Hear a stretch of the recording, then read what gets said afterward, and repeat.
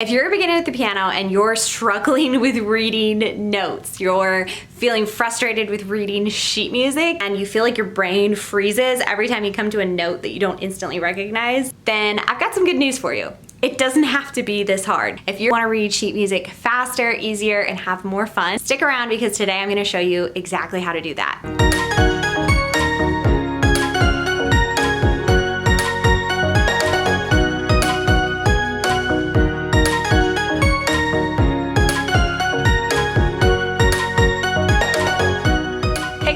If you're new here, my name's Brianne, and I started the Piano Path as a way to teach beginners how to read sheet music so that you can play any song that you want on the piano. It doesn't have to be hard, and it doesn't have to take a lot of time in order to be able to read and play the songs that you want on the piano. So here's how most people learn how to read notes. They learn the grand staff and they try to memorize every single note with its matching key on the piano.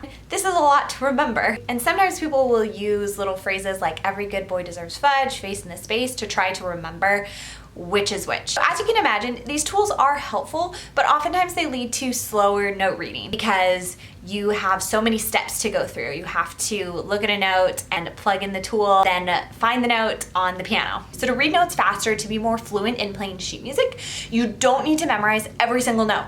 You just need to memorize 4 notes in the treble clef and 4 notes in your bass clef. And from these notes, you're going to be able to find the rest of the notes. I want you to think about these notes like your best friends. These are your 8 best friends on the piano. Anytime you come across a note that you don't know and your brain freezes, it's a stranger note, then you're gonna use one of these notes that you already know really well to guide you to where this new note is on the piano. Okay, so here are your best friend notes in the treble clef. These are also known as landmark notes. So we have middle C, and then we have the G above middle C, and then we have the high C, and then we have the high F. Here's what they'll look like on the piano. Middle C, which is right here. And then we have the G that's above middle C, right here. And then we have C, and then we have the high F. And in the bass clef, your best friend notes or your landmark notes are going to be middle C again, and then we drop down to F, the F that's below middle C, we drop down to the C that's below middle C, and then we drop down to G. So still we're using C, G, and F, they're just in a different place on the piano. So we start with middle C once again. This time we're moving down because we're going into our bass clef. So we have middle C, and then we have the F that's below middle C, and then we have the low C down here, and then we have the low G down here. So those are the 4 notes. We've got low G, low C, F, back up to middle C. So anytime you come across a note in a song and you don't recognize it, what you want to ask yourself is, how close is this note to a note that I already know? Is it a step up or down? Is it a skip up or down from a note that I know? Is it a big jump up or down from a note that I know? All of these questions will help you to be able to find the key on the piano, even if you don't know the name of it. So even if you can't look at it and automatically say, oh, that's an A or oh, that's an E, you don't need to know the name of it as long as you can play the correct key on the piano. Okay, so let's see an example of how this would work in music. So let's say we see these 2 notes and we don't automatically recognize them. We don't know what they are, but we can ask, how close are they to notes that we already know?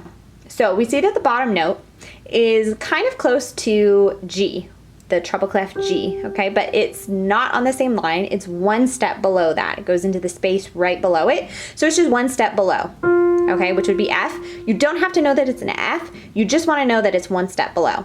Now the top note is very close to our high C. It's not the same, but it's 1 step above it. It's going into the line above the C. So we would just go to our C and we would step up 1 step, okay? So bottom note would be F, top note would be D.